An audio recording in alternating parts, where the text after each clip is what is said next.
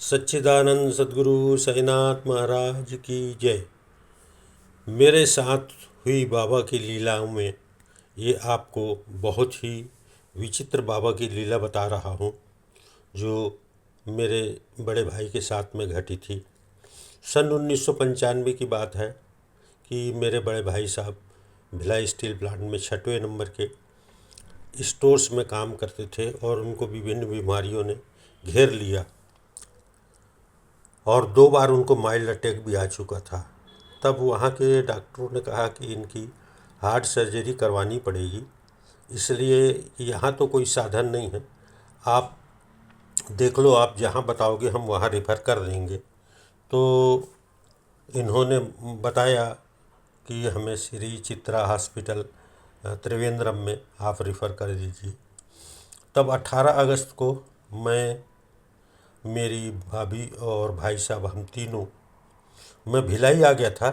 Century cement Baikunth से भिलाई आ कर के उनके साथ में जब हम लोग, हमारे सब परिवार के लोग इकट्ठे हो गए थे, तो हम लोग को विदा करने लगे। तो भाई साहब बड़े मायूस थे।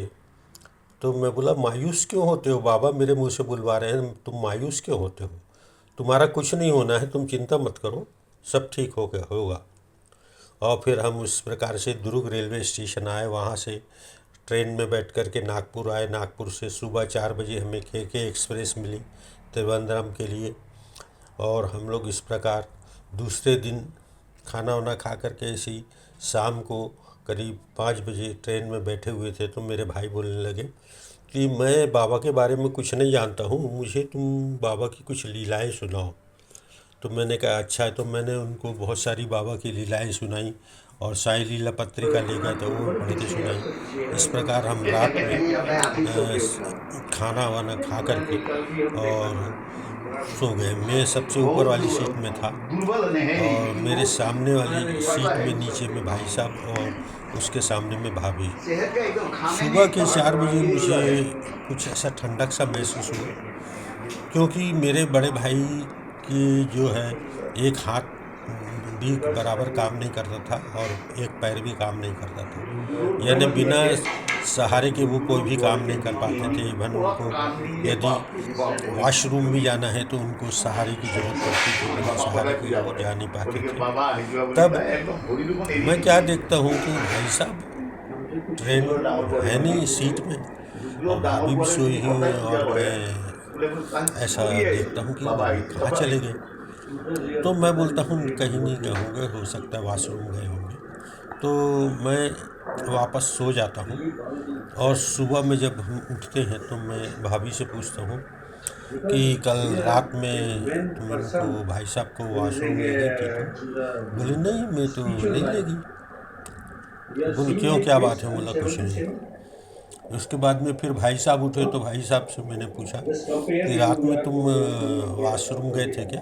बोले नहीं, बड़े कल की विचित्र बात ये बताता हूँ कि मुझे बिना नींद की गोली लिए नींद भी नहीं आती है, लेकिन कल तो खाना खा के मैं नींद की गोली लेना भी भूल गया और इतने मैं गहरी नींद में सोया कि अभी उठ रहा हूँ।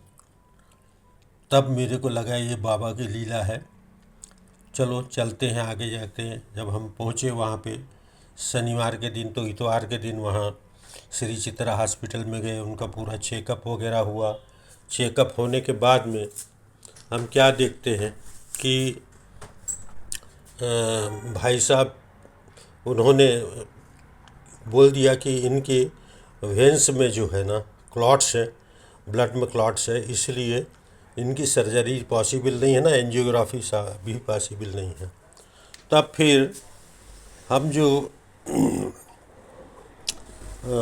हम लोग वहाँ से आ गए और उन्होंने जो प्रिस्क्रिप्शन लिखा था वो दवाइयाँ भाई साहब को दे करके, और हम बोले हम अभी टाइम है, हम रेलवे स्टेशन जाते हैं और कल का रिजर्वेशन करा लेते हैं। तो हम लोग रेलवे स्टेशन गए। रेलवे स्टेशन जाने के बाद में हम क्या देखते हैं कि हमने रिजर्वेशन स्लिप भरी और हमको जो है 43 44 45 S5 में ये रिजर्वेशन मिला, जो कि बाबा की लीला देखिए कि आते समय भी हमको वही सीट अलॉट हुई थी।